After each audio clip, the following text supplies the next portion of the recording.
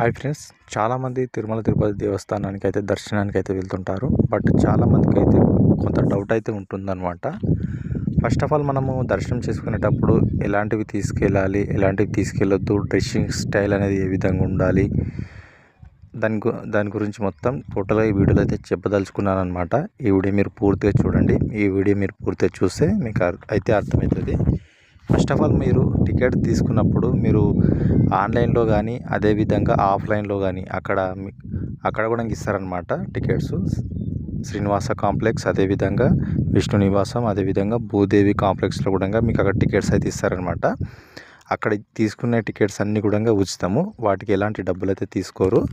అదేవిధంగా మనం ఆన్లైన్లో కూడా అయితే ప్రతి నెల 24వ తారీఖు రోజున 24వ తారీఖు రోజున అయితే ఆన్లైన్లో రిలీజ్ చేయడం అయితే జరుగుతుంది. అప్పుడు కూడా తీసుకోవచ్చు అనమాట.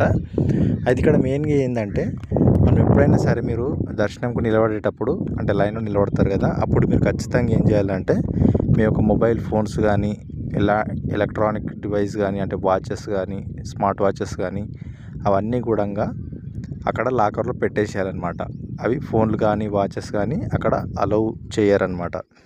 ఇంకోటి ఏంటంటే, ఇప్పుడు ఒక పర్సన్కు ఒక టికెట్ అయితే బుక్ చేస్తాం కదా, అదేవిధంగా ఫర్ ఎగ్జాంపుల్ మీరు మీ ఫ్యామిలీలో నలుగురు వెళ్తున్నారనుకోండి, నలుగురు అదేవిధంగా మెయిన్ ఒరిజినల్ ఆధార్ కార్డ్ అయితే పట్టుకెళ్ళాలి. అదేవిధంగా మీ యొక్క టికెట్ ఇండివిజువల్ టికెట్ అయితే ఎవరిది వాళ్ళ టికెట్ అయితే పట్టుకొని లైన్లో నిలబడాలన్నమాట. అక్కడ స్కానింగ్ అయితే చేస్తారన్నమాట టికెట్.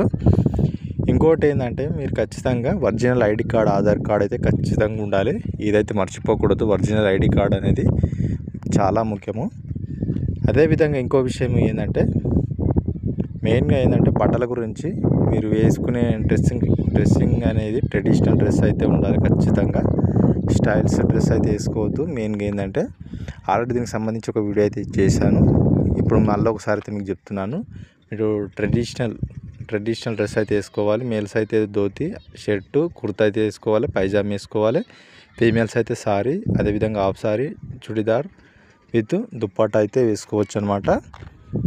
అదేవిధంగా ఇంకో విషయం ఏంటంటే, మెయిన్గా ఏంటంటే మీరు వెళ్ళేటప్పుడు ఖచ్చితంగా రిపోర్టింగ్ అయితే చేయాలన్నమాట.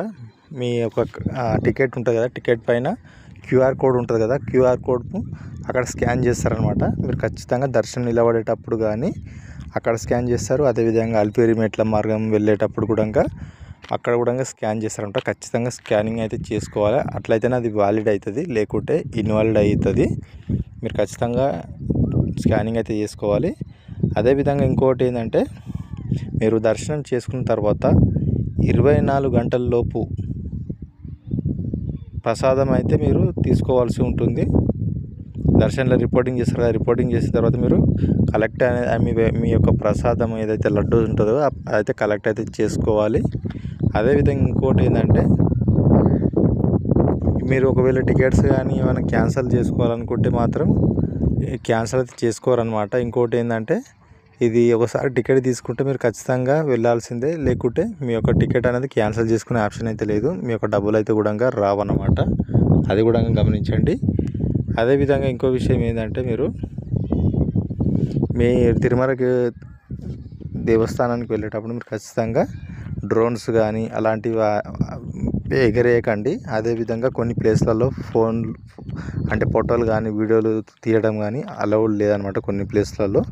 అది గుర్తుంచుకోండి. మెయిన్ మీరు డ్రోన్ మాత్రం ఎగరవేయొద్దు అనమాట.